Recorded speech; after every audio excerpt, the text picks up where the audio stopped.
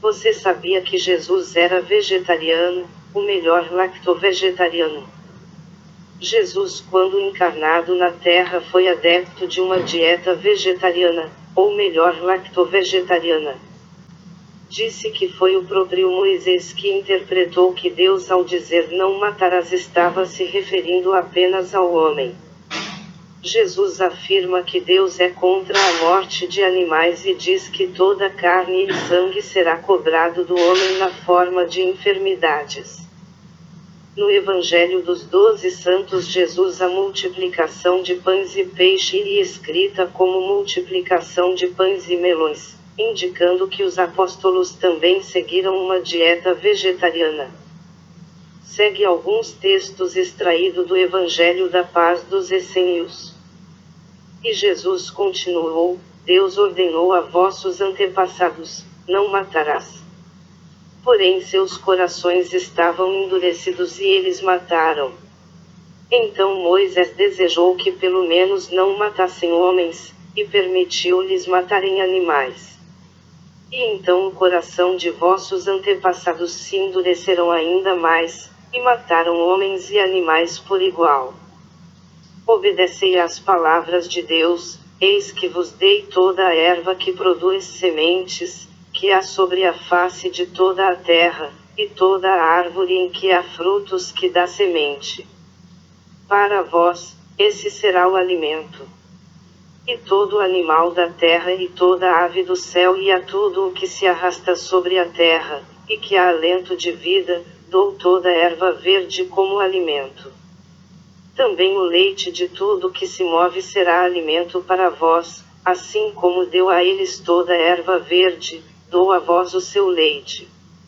Mas a carne e o sangue que aviva a vida não comereis. Assim comeis sempre da mesa de Deus, os frutos das árvores, o grão das ervas do campo, o leite dos animais e o mel das abelhas. Pois tudo além disso e de Satã conduz pelos caminhos do pecado e das enfermidades até a morte. No entanto, os alimentos que comei da abundante mesa de Deus dão força e juventude a vosso corpo, e nunca verei enfermidades. Pois a recompensa do pecado é a morte, leio o texto a seguir. Mas e hoje o que sabemos sobre alimentação? É possível não comer carne. A carne contém nutrientes como proteínas, ferro e vitaminas, mas todos estes nutrientes podemos encontrar no reino vegetal, com exceção da B12 que podemos encontrar no leite e nos ovos. Consegue adquirir tudo o que ela precisa em termos de vitaminas, minerais, fitoquímicos, e existem pessoas que comem carnes, mas que têm uma dieta muito desequilibrada, que também consomem muitos alimentos industrializados e que não consomem frutas e verduras adequadamente e por isso não conseguem atingir a recomendação de nutrientes. Então, no caso do vegano, se faltar vitamina B12, a homocisteína começa a se elevar e ela pode aumentar o risco cardiovascular. No caso de uma pessoa que come carnes, mas que também tem deficiência de B12, vai acontecer a mesma coisa. A homocisteína vai começar a se elevar e o risco cardiovascular, assim como o risco de Alzheimer, aumenta. A vitamina B12 é sintetizada por micro-organismos. Então, por exemplo, os ruminantes, como a vaca, sintetizam muita vitamina B12. Essa vitamina B12 depois é absorvida e passa para os tecidos. Então, uma pessoa que consome alimentos de origem animal, ela vai estar consumindo também vitamina B12. Já isso não acontece nos alimentos de origem vegetal. Então, as pessoas que não consomem nenhum tipo de alimento de origem animal têm uma tendência maior a ter deficiência de B12. No nosso organismo, no nosso cólon, no nosso intestino grosso, a gente também produz um pouco de vitamina B12 se houverem bactérias boas capazes de produzir a vitamina B12 no cólon. De qualquer forma, mesmo que isso aconteça, essa absorção ela é muito, muito, muito pequena, porque a vitamina B12 no ser humano é absorvida no íleo, na última parte do intestino delgado, e a vitamina B12 vai ser produzida pelas bactérias principalmente no intestino grosso, depois do íleo, depois do intestino delgado.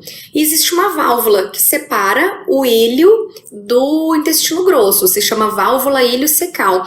Então, o que está no intestino grosso, as fezes, por exemplo, não volta para o intestino delgado. Então, mesmo que haja uma produção de vitamina B12 no intestino grosso, a chance da gente absorver essa vitamina que foi produzida é muito pequena. Bom, na alimentação, as principais fontes de vitamina B12 são os laticínios, os leites, queijos, iogurtes, as carnes, seja carne de gado, peixes, aves e os ovos. Alimentos de origem vegetal quase nunca possuem vitamina B12. Se a gente for dosar no laboratório, a gente vê que algumas algas possuem vitamina B12, algumas sementes possuem alguma quantidade de vitamina B12. Essa vitamina B12, ela até consegue ser absorvida no íleo, mas essa vitamina B12, apesar de cair na corrente sanguínea, ela não é utilizada pelas nossas células. O risco de hipovitaminose de B12, de carência de vitamina B12, não diminui mesmo com o consumo de alimentos de origem vegetal que porventura tenham alguma quantidade de vitamina B12. O vegano teria que suplementar mesmo. Só o vegano? Não. Tem pessoas que consomem muita carne e mesmo assim tem carência de B12. Isso acontece por vários motivos. Um dos motivos é a biodisponibilidade da B12 no alimento.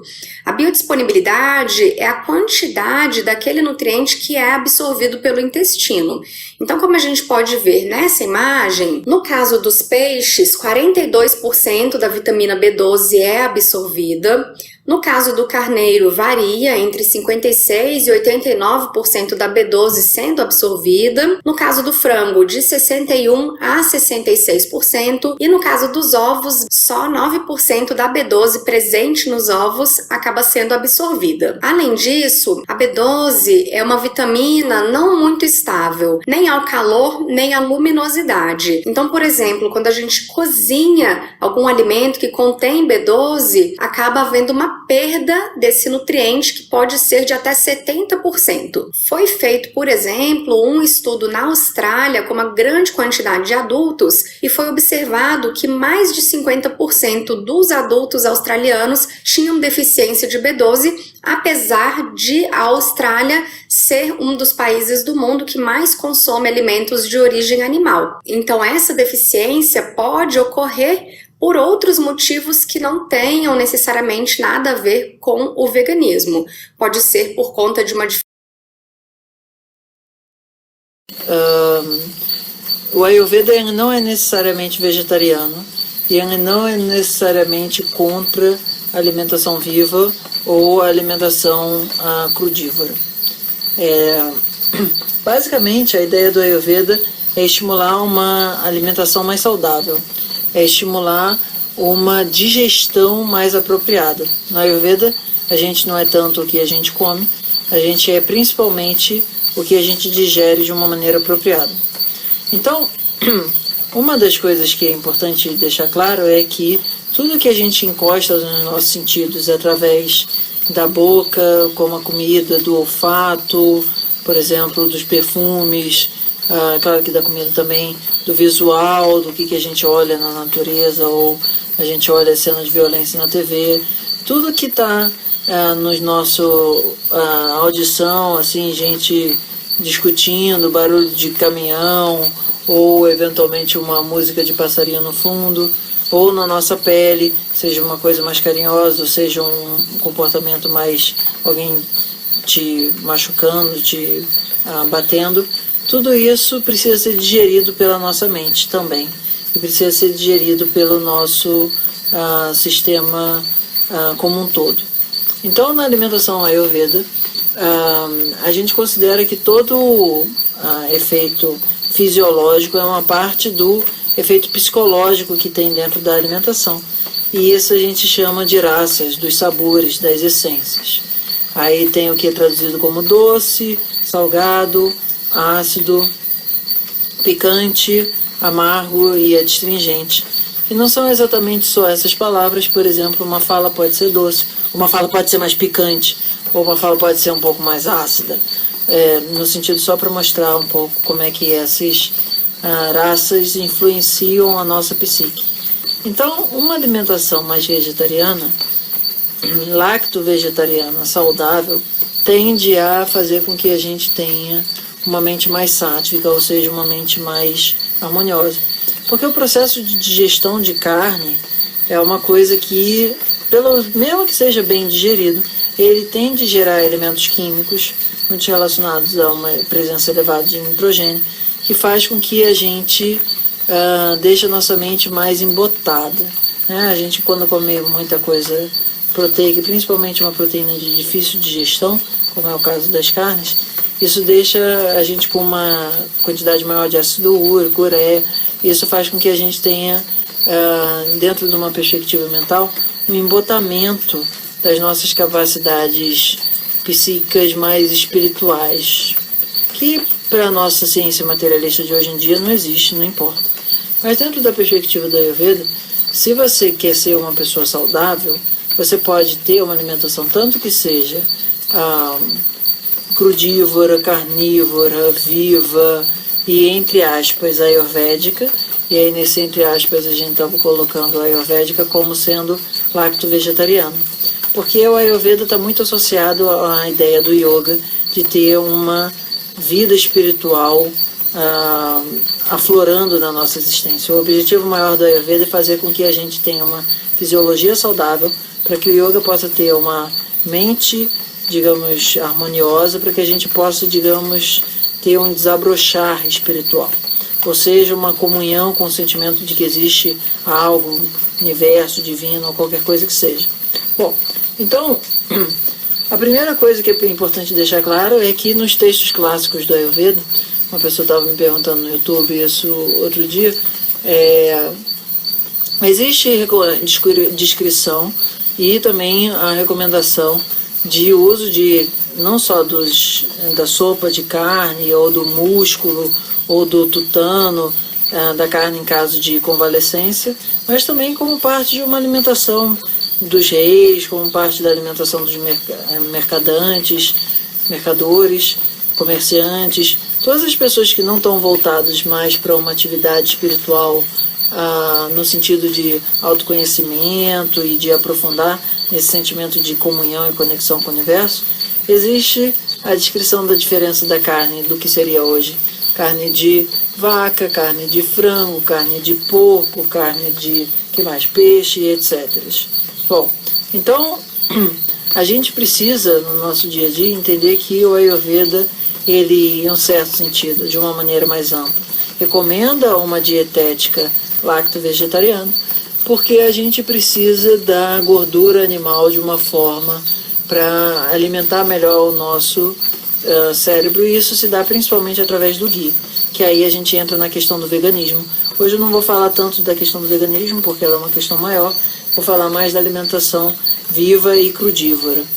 A alimentação vegana, ela é uma alimentação mais política do que exatamente nutricional, no próprio sentido da coisa. É claro que tudo é político, mas o ponto de partida da justificação vegana é muito mais a partir de um ponto de vista político do que a partir de um ponto de vista mais nutricional da coisa. Bom.